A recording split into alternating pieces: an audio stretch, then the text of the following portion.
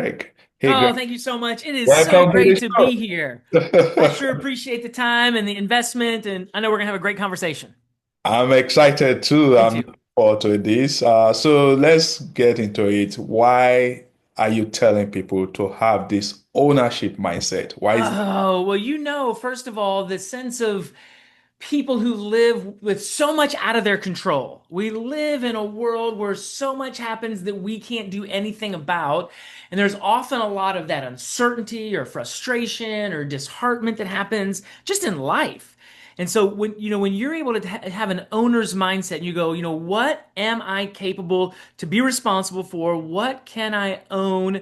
Which, whether it's my attitude, my mindset, my emotions, my conversations, my words, my responses, it just shifts the way you do life. And when you're at work, so that's the broad scope of humanity. When you're at work, I mean, there's a lot of frustration people have with their direct supervisor, especially young leaders. They come in and they're exuberant and they want to contribute in meaningful ways. And they always feel like, man, why is it so hard to do this?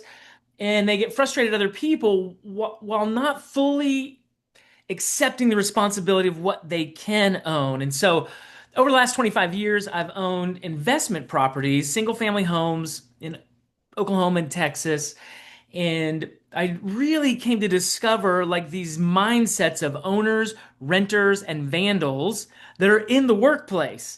And so I've kind of taken my experience as a real estate investor and also as a leadership, a person who's been in leadership roles with organizations and kind of merged them together and have been out trying to serve other companies to create spaces where people can buy in because it's the most fulfilling way to do life. It's frustrating when you blame the world around you and you feel like you can't really take ownership of yourself and your choices and your career path because of all these external circumstances. When the reality is that is how life has always been and will always be. There is much more out of our control, much more uncertain, and much more things we can't do anything about. So what we can, man, let's go deep in owning it.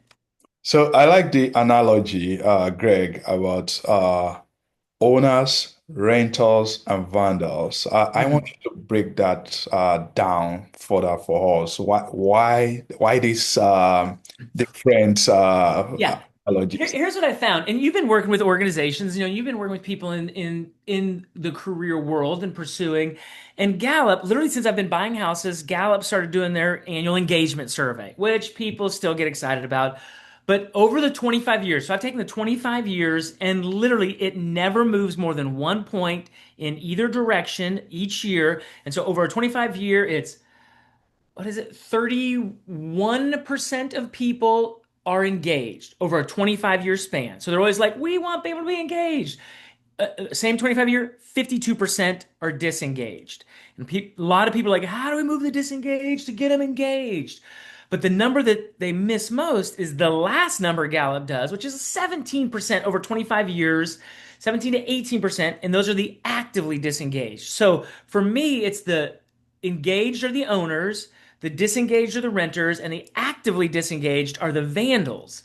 And the way I differentiate that is that the owners bring their heart, head, and hands. They're people who show up, they care, they have a passion, they're using critical thinking, they're using creativity, and they're just bringing their head and heart to it as well as their skills.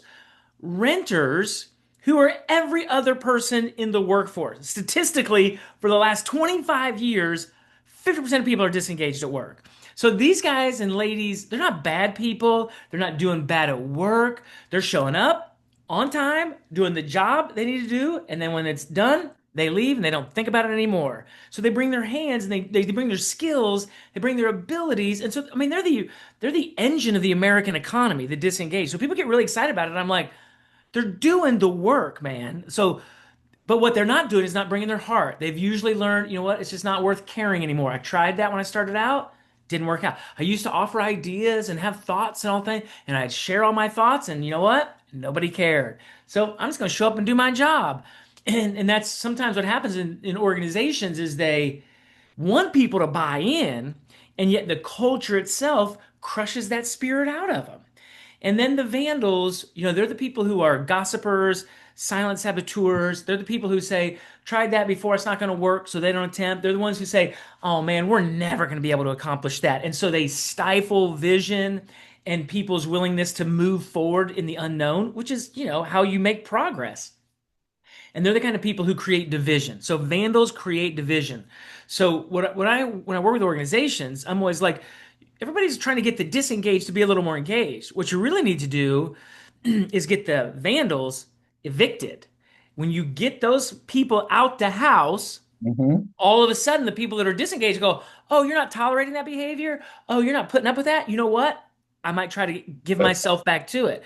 Because it's not so much that the disengaged don't want to be engaged, it's that they see how the vandals exist and they go, it's not worth it because those guys, they're the toxic people. They're the ones who ruin everything. They're the ones who get away with everything. And so it's just not worth it. And so that's really, and I work with organizations to create these lease purchase options. How do you get renters to buy back in? How do you get them to say, you know what? I'm willing to take the risk to give my heart and mind to service of what we're trying to accomplish in serving clients and serving communities, serving our customers, and that sort of thing.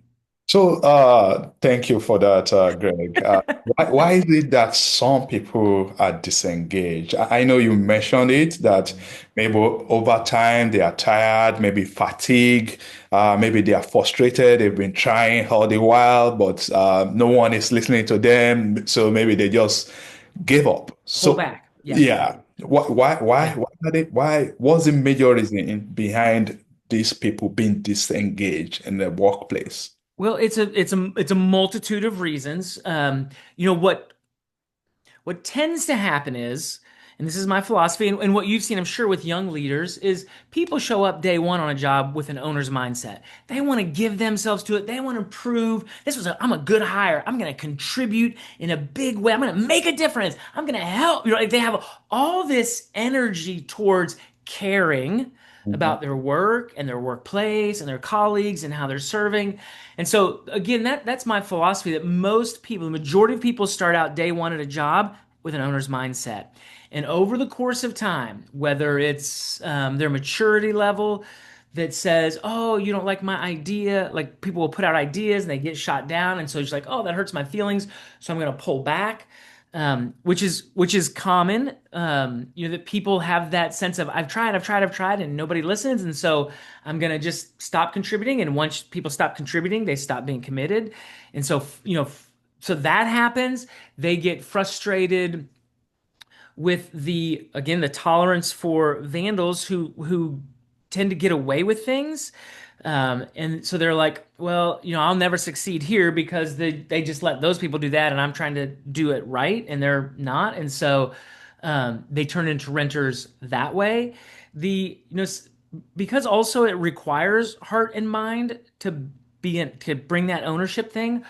They generally determine, like I'd said, it's just not worth it. Like, all of us, here's what happens. All of us in life expect a return on investment.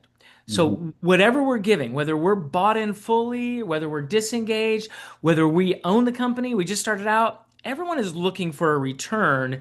And what tends to happen is people don't get the return on the investment. And I don't mean just financially. I've got a whole E-frog, I call it. It's emotional, financial, relational, opportunity, and growth. And so there are 5 different returns that young leaders and old leaders are looking for as they give themselves to work. It's not just a paycheck, right? Everybody, like that's how you get in the game. Everybody's getting a paycheck, pay fairly, decent benefits, that sort of thing. But it's then, what is somebody willing to make an investment of their heart and mind and life? Are they getting back? And so people find out, like in their emotional life. So some people, way a person gets a return is like they think of themselves as a go-to person. So they're like, I want you to count on me, call on me, and when you do that, I feel really good about myself because that's the kind of person I see myself as. And so if they're getting that emotional return, then they're like, I love being here. But if they live just completely feeling like I don't get to use my best, nobody cares about, and I've got this emotional sense of I'm not valued, then all of a sudden it's like, well, nobody values me. Nobody appreciates what I can bring to the table. Nobody really recognizes what I have. And so instead of having a sense of an emotional boost from their work efforts. They get an emotional drain, and they're just like, I don't want to keep feeling this way. So I disconnect my heart. So I'm just like, I'll just come do my job and not expect anything. Like people can do that in any kind of relationship. It's like that happens in personal relationships. It happens in professional relationships. It's like, I'm not getting the feelings that I would hope would be associated with this. And so I'm not So, going to leave the relationship, but I'm going to stay in it. But I'm going to be really guarded. I'm going to be really protective of my heart because I don't like feeling like I'm not enough in this place. And so I'm going to just kind of shut that part off. uh, So, like I say, there are a few different reasons that people do that, but it's usually the return on the investment and the benefit of buying in, right? They start out that way because they want to give. After you're there a while, you're like, why am I the one doing all this extra work? Why am I the one trying to make such a difference? Everyone else just seems to be status quo. And so there's many factors that go into it, but that's kind of an overview of it. yeah. No, thank you for that, Greg. Now, most people, especially when they get hired to a new position, they showed up with passion, they are energized, they want to contribute their best. But over time, day one versus day 500, Yeah. fatigue sets in. They may become disengaged. What do you tell these people in terms of how to stay passionate in at day 500 compared as they were on day one? What do you tell them? There's a few different things. First, the trust. I work a lot with organizations around having trusting relationships. I talk about trust in thick and thin terms. So that idea of you've got to have some absorption, and if your trust is really thin, then you're not going to be able to have these challenging, difficult conversations. Because Gallup also has studies that they've over the years, like people don't leave companies, they leave their boss, right? And that's a consistent, and I think people interpret that data inaccurately because it's always like, man, there's a lot of stinky bosses out there, and everybody's got to Yeah. leave them and go somewhere else. And I don't think that's necessarily the case, particularly when you've ever, made progress up the ladder of management and leadership. You're like, it's not that I'm stinky, it's that I have so much more at this purview than I did at this level. And I'm just trying to figure it out. There are people that get promoted all the time. They don't have the skills to lead. And so what happens is people go, that person doesn't care about me. That person, micromanages. That person doesn't, whatever their complaint is, they point it to an individual instead of saying, how can I own this relationship? How can I be responsible? This relationship with my direct supervisor is healthy and strong and productive. Because the reality is, you can go to multiple places and you're going to find people Mhm. that aren't awesome leaders, right? There's just a gap in people grow, even, I mean, as time goes on, even more so, just really good leadership characteristics that people have nurtured over the course of time. And so it's really on us to figure out how to manage the relationship Yeah. and find out how that person communicates. Like we put it on the leaders. Like when I'm talking, I'm always like, leaders, you're responsible for all of this. But when I'm talking to people at frontline and newly in their career, it's like, man, the burden is on you to figure out how to navigate these relationships of authority in your life because you'll always have authority in your life. You'll Mm. always have people that have a place in your life that can impact you by their decisions. So you better figure out how to build good relationships with them. You better figure out how to communicate in a way that gives them a sense of security about your capabilities.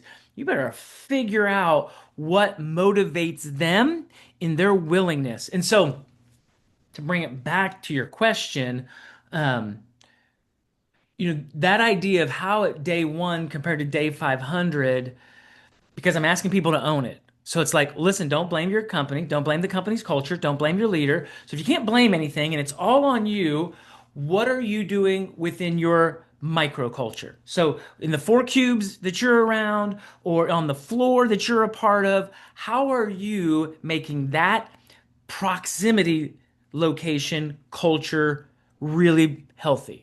What role are you bringing to that? Because if all you're doing is complaining about your boss and complaining about your resources and complaining about your timelines, well, then you're a contributor to why the culture sucks, right? You're a negative impact on it. And you're like, I don't know why we know nobody does anything. Buddy, take note. You're the one creating some of that. And that's oftentimes people, you don't have that sense of ownership. And so when it's like, hey, listen, remove everything you're blaming, remove everyone you're blaming, remove every excuse they have about we don't have enough money, we don't have enough manpower, we don't have enough time, we don't have enough of any of this stuff. Okay, welcome to work. That's true of every organization. So how do other organizations have these healthy places where people are thriving? So communicate, a willingness to have hard conversations with those in authority to you, a commitment to your own sense of character. You've got to have a character that says, I'm not going to complain. I'm not going to create division. I'm not going to gossip about people, or I'm not going to turn into a vandal because I'm angry or I'm dissatisfied and I think all these things. And then lo and behold, look, I'm the one contributing to it. So that happens. And so that idea of how do you stir passion? So then on the positive side, like, it's really incumbent upon people to attach their daily tasks to the meaningful mission. Now again, I like to burden leaders with that. It's a leader's responsibility to help the people they lead see how what they do on a day-to-day basis makes a really positive impact on either their mission as an organization or the community that they serve in or the clients that are a part of their portfolio. That being able to go, hey, you know what I can get my heart into? I might be frustrated with people around me. I might be frustrated with my boss, but man, the people we're serving, the client base, or the work we're doing, what it's going towards, like that has meaning somewhere. And how can I find care for that? So it's because what happens is people stop caring. So Right. the person who is like disengaged has to say, where in my life can I re-engage my heart that feels safe, that I feel like, you know what, regardless of what everybody else does, what can I care about so that when I show up every day, it actually matters. Like I can find a little bit of meaning in this work. And that mentality and that intentionality can snowball into really big-hearted work that matters. You got me rambling, man. I'm sorry. You just give me one question and I get provoked in I, a I variety like of ways. it. I I like it. apologize. I like it, Greg, especially when you talked about we shouldn't put all the responsibility on the people leader.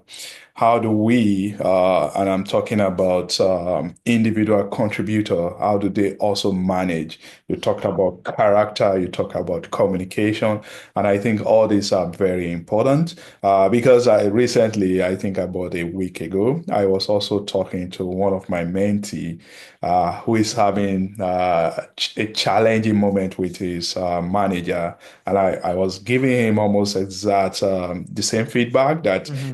is to maybe over communicate, maybe try to understand what he wants so that you can meet his expectations. So I completely agree with you there, Greg. Well, you know what's funny, and I'm sure you've seen this, is like people like they're at this level and they're complaining about their boss or frustrated, and then all of a sudden they get promoted and they go, "Oh, and here, I didn't really see everything you were managing here because all I was doing was very myopic in my own world. And once you get promoted, then you're like, there's a different management scope of responsibility that you Different just can't perspective. appreciate Yeah. here.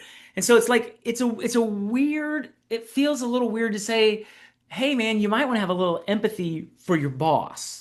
Like I Mhm. know you don't really get what they're experiencing, what they're hearing from their leadership and what they're not able to communicate down to everyone. And so the kind of the burden of leadership they carry. So extending grace up, like we always talk about supervisor down, right? It's always like the leader down and the leader, but there is and again, in an ownership mindset, it's like, you own this relationship as much as they do. If you want to succeed where you're at, then you better say, I'm responsible for the conditions. So, what's it like to be in that place? And Yeah. oftentimes people get promoted there and they go, holy crap, I didn't realize everything they were dealing with because I was just down here dealing with my little world. And so it's an interesting progression that happens as you grow into leadership, the greater appreciation you have for somebody that so frustrated you in one point in your life. And then you're like, holy smokes, they were actually doing a pretty good job with everything else they had going on. And you just couldn't tell it in that moment. So It's an interesting dynamic that transpires that way. That's good. That's good. So we've been talking about the disengage, how we can help them to become engaged. I want to know what do you say to the vandals, the one that you call actively disengaged, Yeah. disruptors. What do we tell them? Get out. Get They out. are they are destructive. Yeah, So I literally am. I'm gonna arrest and evict. remedy for them. I don't try to create a path back. No, Oh, because I'm like, listen, you create a lot of damage. Now, here's the irony. mhm. Because when you just think about it, you're like, why would anybody let vandals live in their home? Like why would that even be true? And yet over 25 years, 18 to 20%, like it's a 1/5 of the population. And here's what I've found in my work with companies over the last 15 years or so is that vandals exist for four reasons. The number one is they're a revenue generator. They are people who produce cash.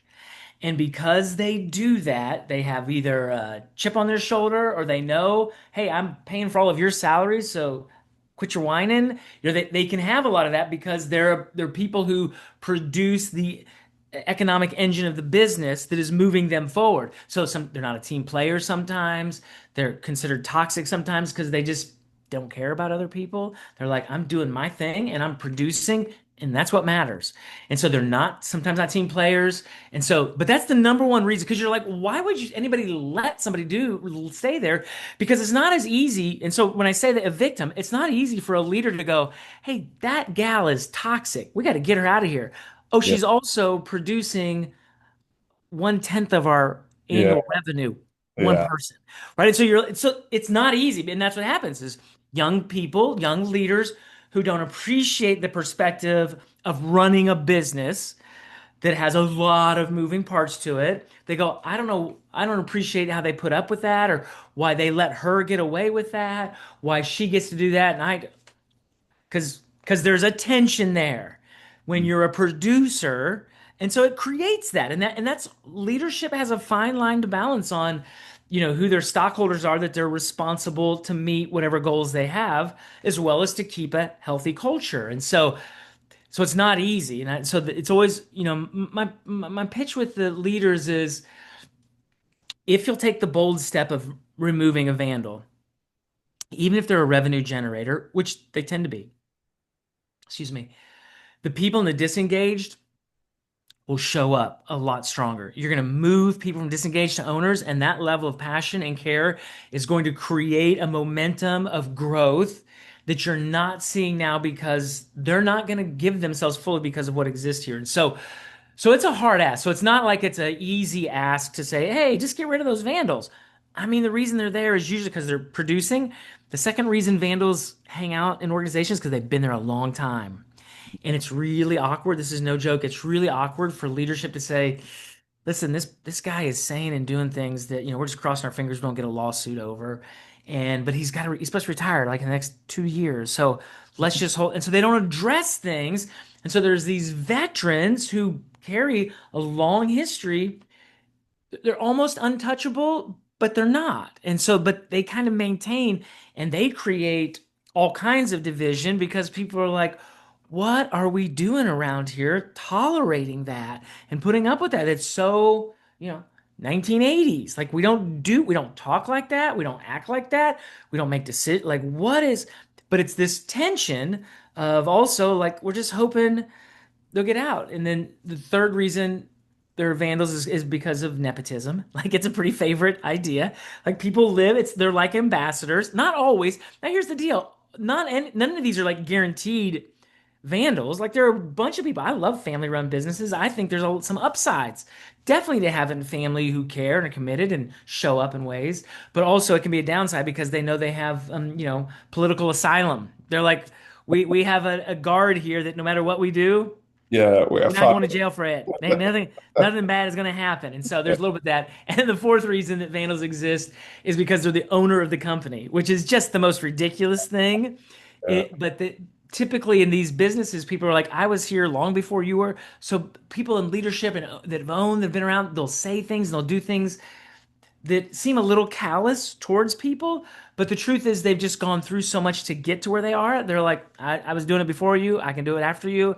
And they don't really appreciate the impact of their words or their actions on it. And so they can create divisions. And, some people like to stir up negative competition between their people, and so that's a whole different thing. But that's what I've found. And so obviously not getting rid of top leadership or founding owners anytime soon, but that's why Vandals exist in organizations.